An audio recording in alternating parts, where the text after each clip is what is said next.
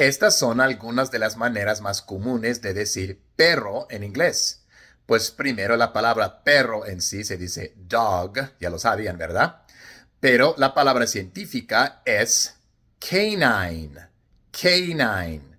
También a los perros les decimos pooch. Un pooch es un perro.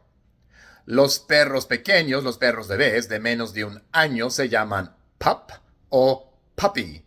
Pup o puppy, un cachorro.